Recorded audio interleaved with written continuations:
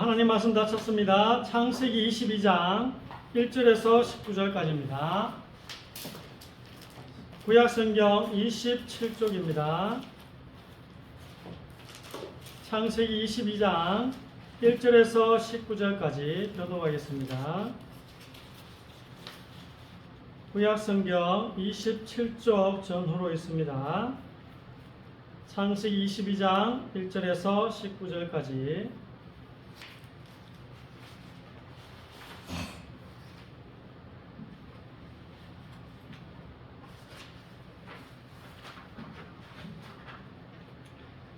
교독하겠습니다. 그일 후에 하나님이 아브라함을 시험하시려고 그를 부르시되 아브라함아 하시니 그가 이르되 내가 여기 있나이다.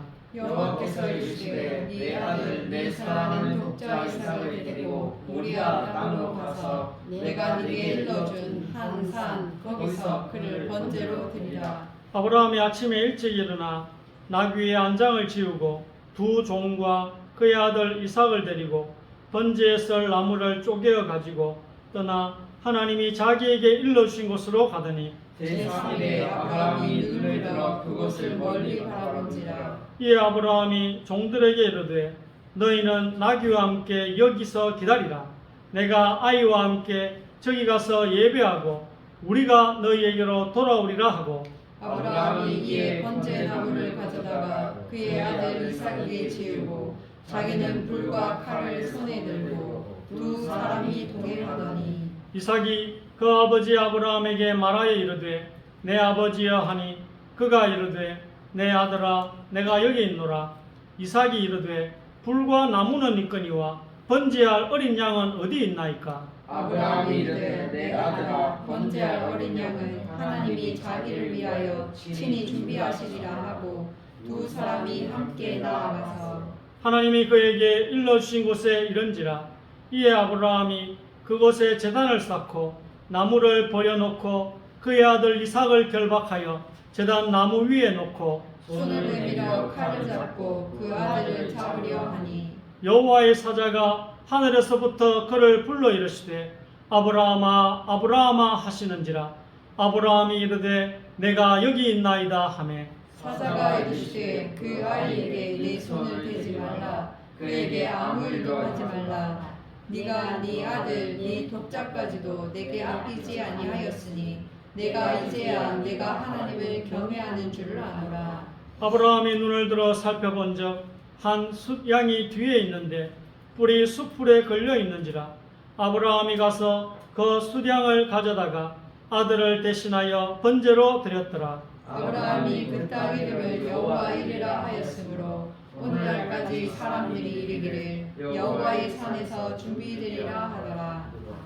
여호와의 사자가 하늘에서부터 두 번째 아브라함을 불러 이르시되 여호와께서 이르시기를 내가 나를 가르쳐 맹세하노니 내가 이같이 행하여 내 아들 내 독자도 아끼지 아니하였은즉 내가 내게 큰 복을 주고 내 씨가 크게 번성하여 하늘의 별과 같고 바닷가의 모래와 같게 하리니 내 씨가 그 대적의 성문을 차지하리라. 또 내 씨로 말미암아 천하 만민이 복을 받으리니 이는 네가 나의 말을 준행하였음이니라 하셨다 하니라. 같이 읽읍시다. 이에 아브라함이 그의 종들에게로 돌아가서 함께 떠나 부엘세바에 이르러 거기 거주하였더라. 아멘.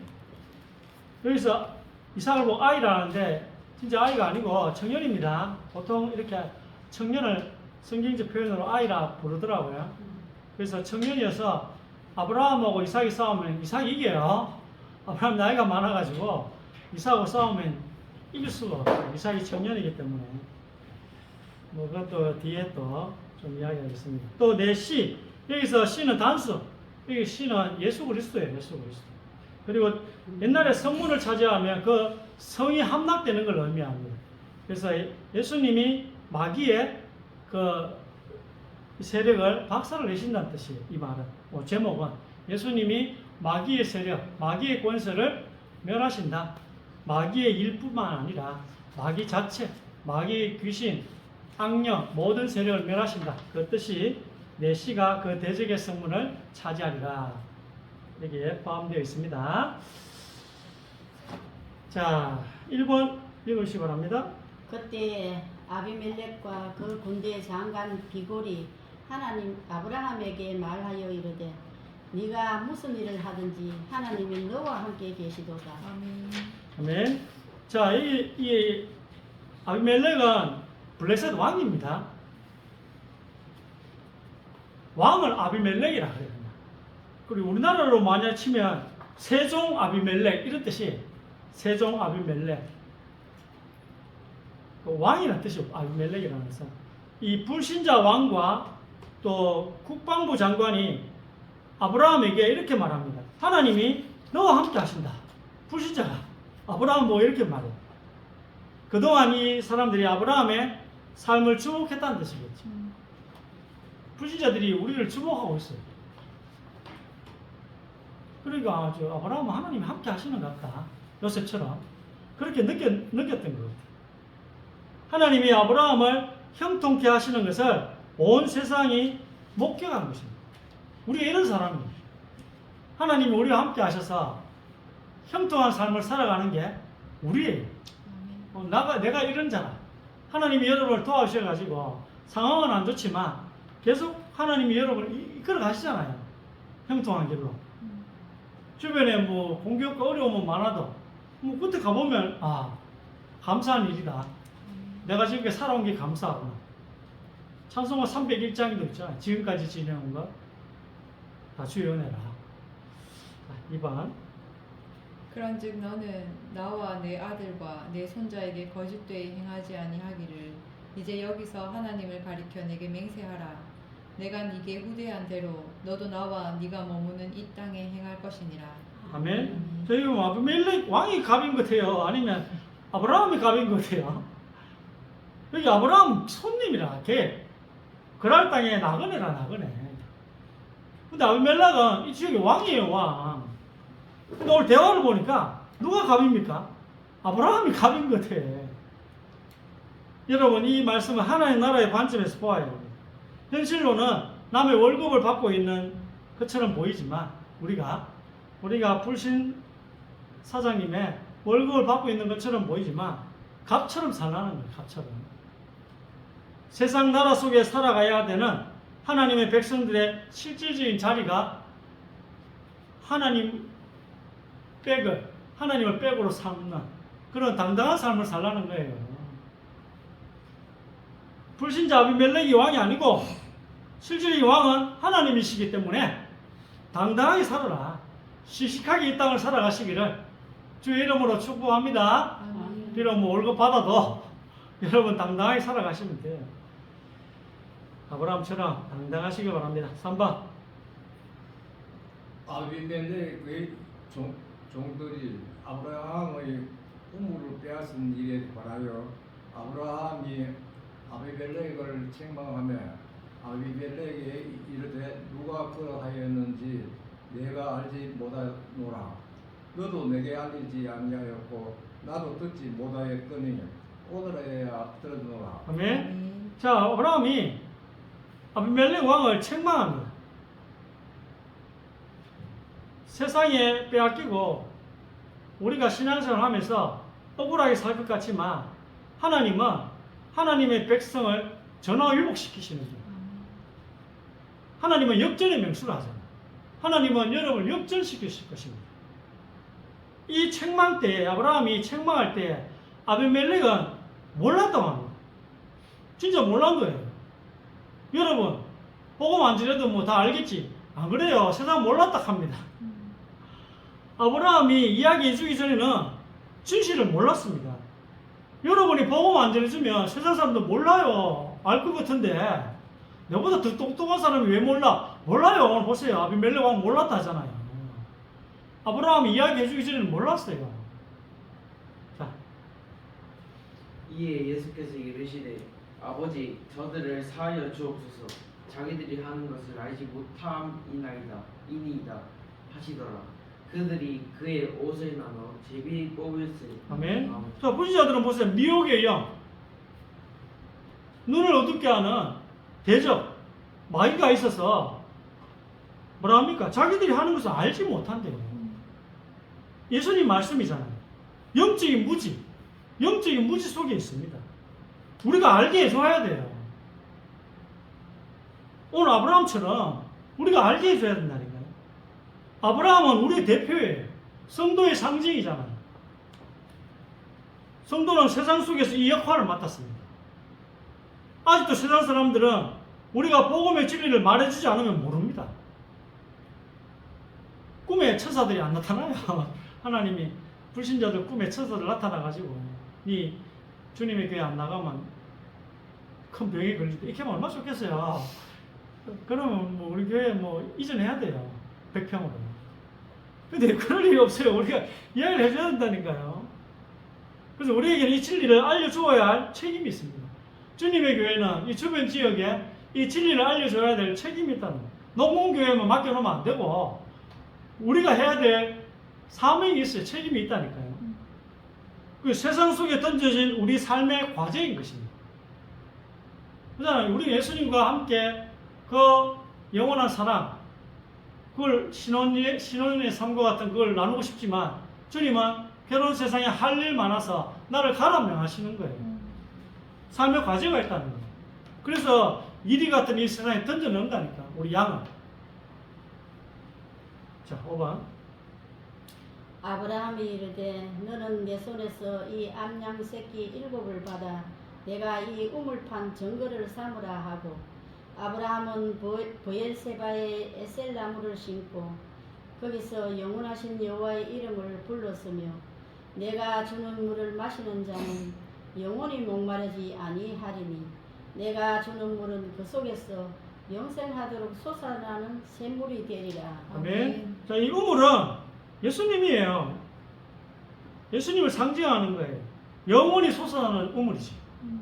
아브라함이 맹세한 이 우물은 예수님의 상징이지만 영원하지는 않잖아요.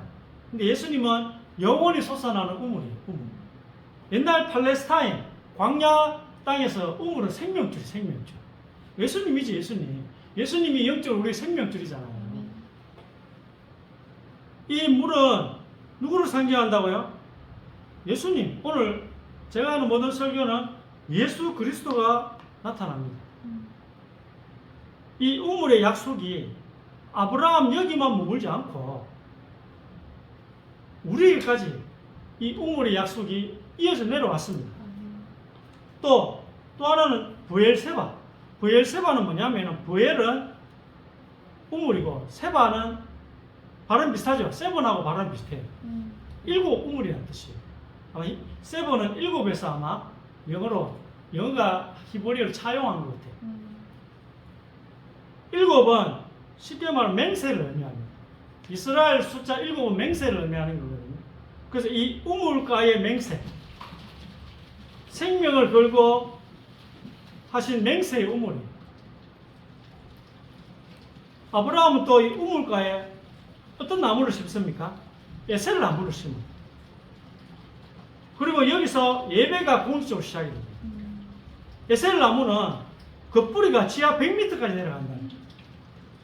가뭄을 잘 견디는 나무입니다. 또 이 나무는 숲이 울창해진대. 우리 저 앞에도 울창한 숲이 많더라고요. 저 혼자 가봐야 되겠다 싶기도 한데 이 에셀나무 많이 심어 놓으면 숲이 울창해져서 나그네가 쉬기 좋대요. 그 유대인들은 나그네를 환대하기 위해서 마을에 에셀나무를 많이 심는데요. 나그네를 이렇게 잘 영접하기 위해서 여기에서 예배가 시작됩니다. 그리고 이 세상에서 성도로 살아간다는 것은 어쩌면 아무 해답도 없고 조롱만 받는 그런 삶인 것 같아 보입니다만 우리가 이 신앙인으로 하나님 언약 붙잡고 약속 붙들고 뚜벅뚜벅 순종하면서 우리의 본향을 향해서 천국과 부활의 몸을 입고 영원한 사랑을 나눌 그 소망을 붙들고 뚜벅뚜벅 걸어갈 때 거기에 에셀나무가 심겨진다는 거예요. 여러분의 그 순종에 신앙인으로 이 세상 살아가는 게 쉽지 않잖아요. 그 길을 살아가면 그 에셀나무를 심는 거예요. 이 에셀나무가 언젠가는 울창한 숲으로 자랄 것을 확신합니다. 그리스도의 푸르른 계절이 이 작은 에셀 나무와 같은 주님의 교회를 통해 시작될 줄 확신합니다. 아멘. 이 에셀 나무의 꿈은 십자가 보혈의 언덕에서 시작이 됩니다. 하나님은 예수님을 머리로 한 교회를 통해서 이 세계 선교를 하실 줄 믿습니다. 아멘. 그래서 오늘부터 우리는 에셀 나무를 심는 것입니다. 예수님 보혈의 강이 마르지 않는 그 우물 곁에 모든 이들이 쉴 수가 있고 안식을 얻을 수 있는 에셀 나무를 심읍시다. 우리 교회가 그 에셀 나무가 되면 심는 거예요. 그래서 우리 교회가 그 에셀 나무가 되기를 원하면 나무를 심는 것입니다. 우리 교회가 이 에셀 나무의 역할을 이 지역에 감당하기를 원합니다. 6번. 그 일 후에 하나님이 아브라함을 시험하시려고 그를 부르시되 아브라함아 하시니 그가 이르되 내가 여기 있나이다. 아멘. 자, 우리는 여기서 아브라함의 상태를 좀 알아요.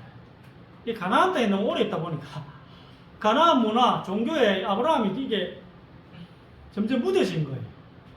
하나님이 누군지 잘 몰라. 잘 모르겠어. 아브라함이 우리처럼 이렇게 명확한 계시가 임했다고 생각하시면 안 됩니다.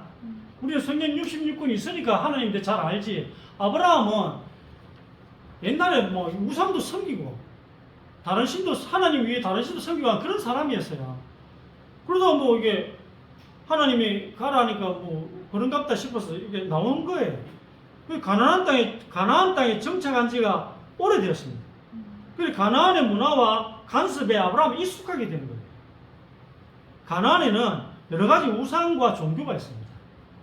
특히 가나안 땅의 종교 중에 산 사람을 제단에 바치는 그런 종교가 있다니까요. 살아있는 자기 뭐 장남을 바치는 걸 어떻게 한 신에게 가장 큰 재물을 바친다 이래 생각하는 거예요.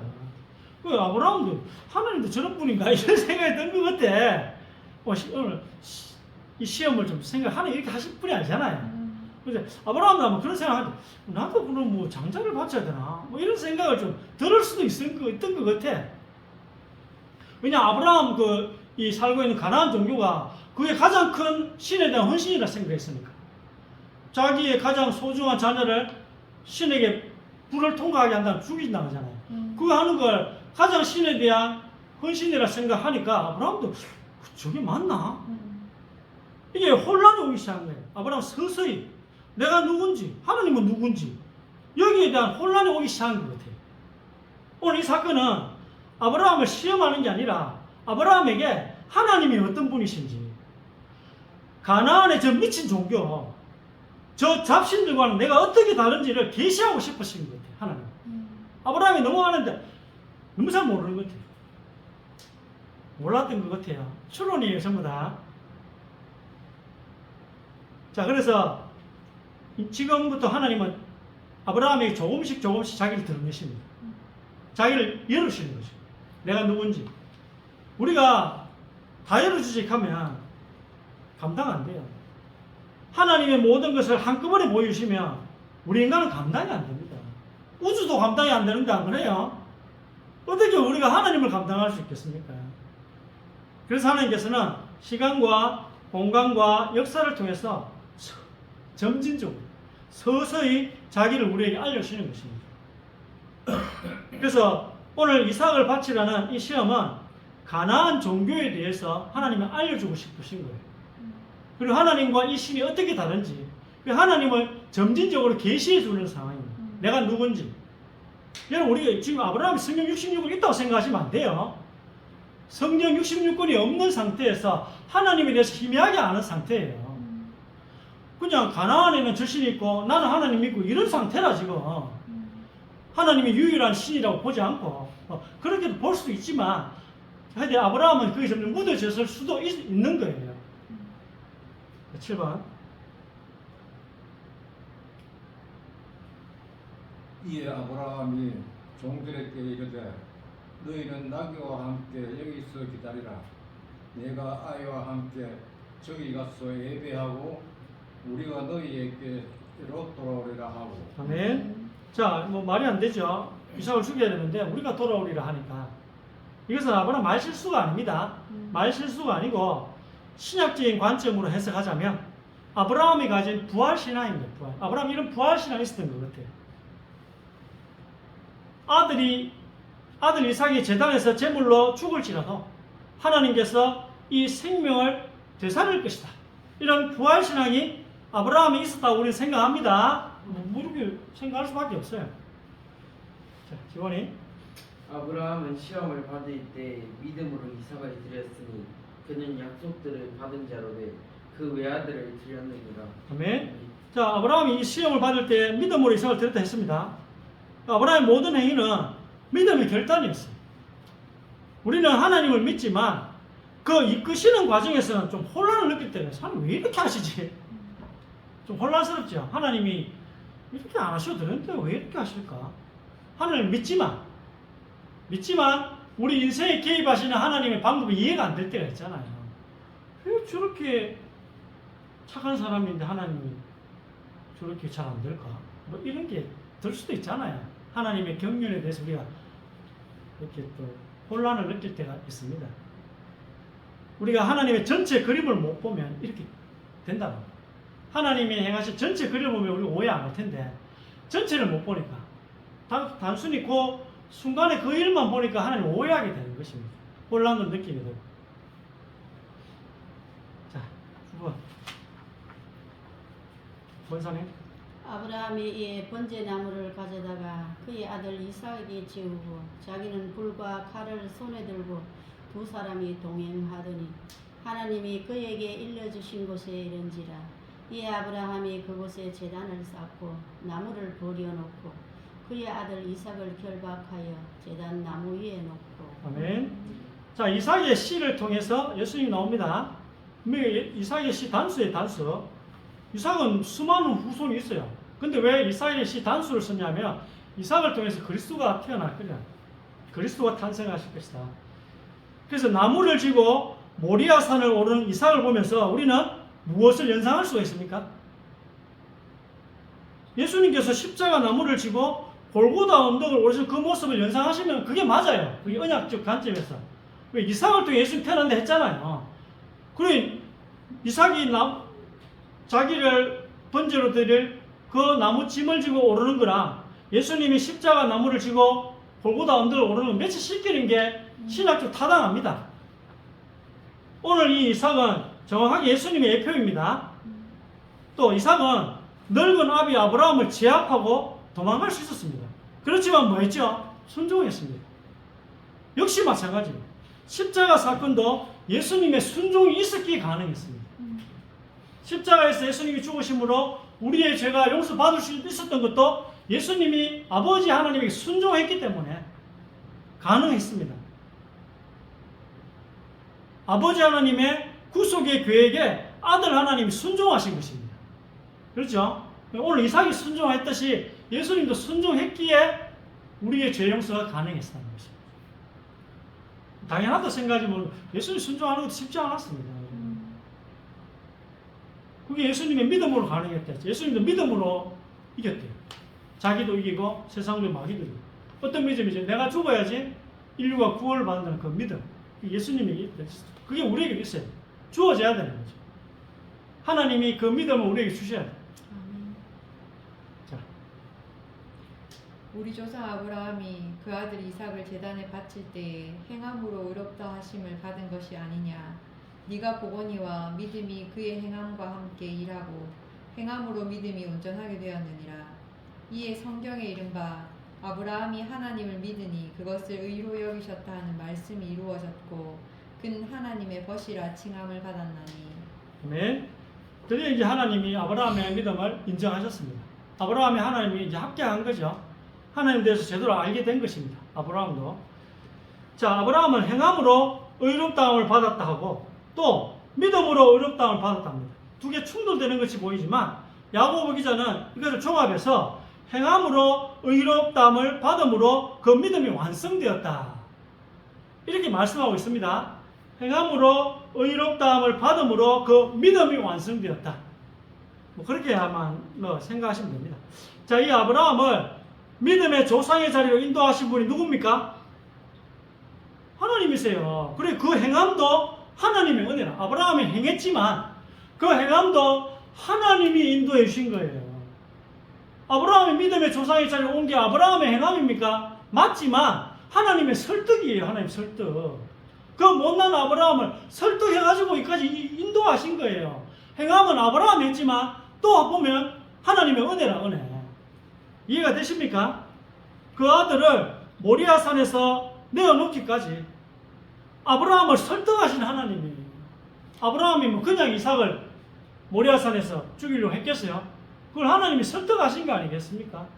그 부활신앙을 주신 분도 하나님이시고, 아브라함아 너는 내가 가나안 종교에 빠진 저 우상 숭배자들처럼 자기 아들을 제단에 바치라는 그런 신들인 줄 알았느냐? 이 아브라함 보고 하나님이 이야기하시는, 계시를 하시는 거예요. 계시.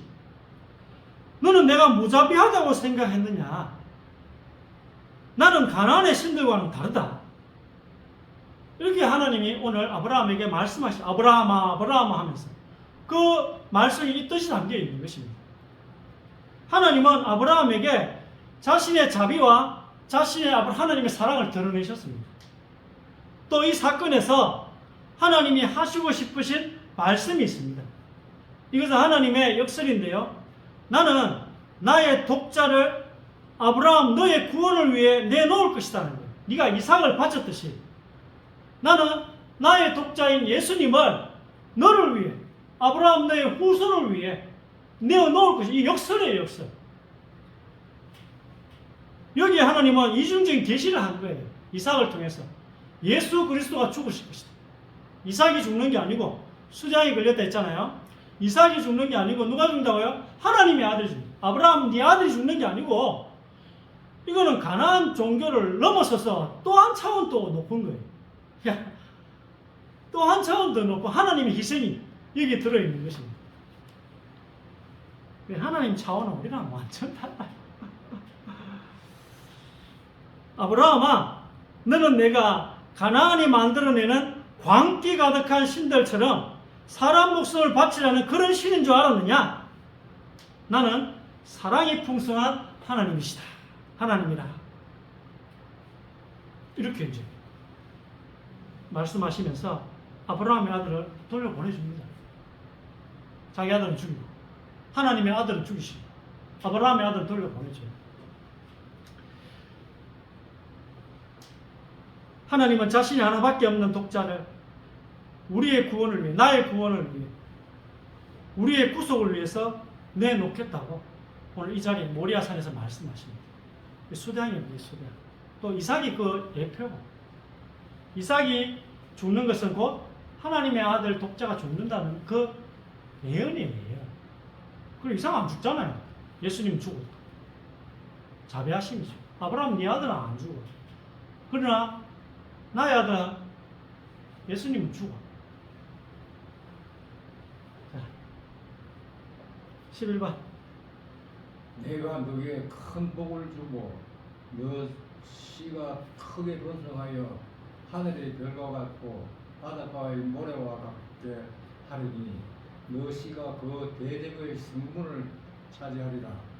또 너 씨로 말미암아 천하 만민이 복을 받으리니 이는 너가 나의 말을 준행하였음이니 이라 하셨다 하니라. 아멘. 내 씨, 아까 이야기했습니다. 대적의 성문을 차지한단 말은 이 씨는 이삭을 통하여 태어날 자요 한 명, 즉 장차 태어날 그리스도를 말씀합니다. 성문에 대해서는 좀 또 이야기해야 되겠는데 그 12번 읽고 하겠습니다. 여호와께서 집을 세우지 아니하시면 세우는 자의 수고가 헛되며 여호와께서 성을 지키지 아니하시면 파수꾼이 깨어 있으니 헛되도다. 너희가 일찍 일어나고 늦게 누우며 수고의 떡을 먹음이 헛되도다. 그러므로 여호와께서 그의 사랑하시는 자에게는 잠을 주시는도다. 선지자 나단을 보내 그의 이름을 여디디아라 하셨으니 이는 여호와께서 사랑하셨기 때문이다. 아멘. 자, 이 말씀을 잘 들어보셔야 돼요. 자, 이 메시 예수 그리스도가 그 대적의 성문을 차지하리라. 자, 구약 사회에서는 성문을 빼앗기면 그 성은 멸망을 당합니다.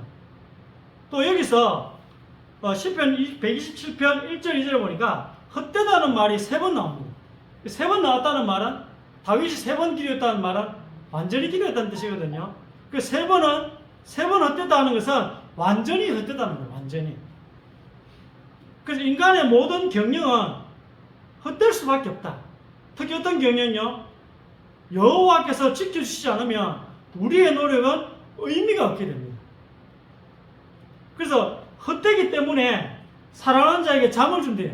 자, 이것도 잘 들어보세요. 사랑하는 자, 그 다른 말로 하면 여디디아라거든요. 여디디아는 뜻이 사랑하는 자예요. 솔로몬이 다른 이름이에요. 근데 솔로몬과 같은 또 사랑하는 자 또 있어요. 누구냐면 예수님이에요. 예수님이 바로 여디디아입니다. 여디디아. 그 잠은요, 성경에는 성도의 잠을 뭐라 합니까? 죽음을 말하는 거예요. 그래서 우리 인생이 헛되기 때문에 누가 죽으신다는 뜻이에요. 우리 인생이 헛되기 때문에 그 헛됨에서 구원받으려면 예수님이 죽으셔야 된다. 사랑하는 자에게 잠을 주신단 말은 예수님이 죽으신단 말이에요. 왜? 우리 인생이 헛되기 때문에. 그 말이에요, 그 말. 오늘 쭉 이어진 말은 헛되기 때문에 잠을 준대요.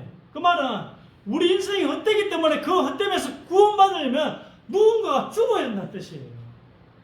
사랑하는 자가 죽어야 돼. 예수님이 사랑하는 자가, 하나님이 사랑하신 분 바로 예수님이란 말이에요. 그 예수님이 잠을 주다만 죽게 된다는 뜻이에요. 우리 인생이 헛되기 때문에 예수님의 죽음으로 인한 구속과 그 사랑이 필요하다는 이 말씀이에요. 이 시편 127편 1절 2절의 이야기가 곧 또 성문으로 끝납니다. 또 한번 읽어봅시다. 13번. 그러므로 예수께서 다시 이르시되 내가 진실로 진실로 너희에게 말하노니 나는 양의 문이라. 내가 문이니 누구든지 나로 말미암아 들어가면 구원을 받고 또는 들어가면 나오며 꼴을 얻으리라. 아멘. 자, 우리가 예수님은 자기를 성문의 문지기로 표현했습니다. 이 성문을 얻는 자는 성을 얻습니다. 구원을 받는다는 뜻이에요. 대적의 손에서 구원을 받는 것입니다. 죄에서 구원을 받는 것입니다. 하나님 떠나서 여러 가지 문제가 오는데 하나님을 만나게 되는 것입니다. 예수님을 통해서 우리의 구원이 이루어진다는 뜻이에요. 이해되시죠? 그리고 성문을 들어오고 나오면서 또 이 삶을 살아가는 여러 가지를 또 얻게 된대요. 꼴을 얻으리라. 힘을 얻게 된대요. 세상을 살아갈 힘을. 구원도 얻지만, 영원한 천국도 얻지만, 이 세상을 살아갈 힘도 예수님 안에서 얻게 된다요. 예수님 믿으면. 예수님을 통해서.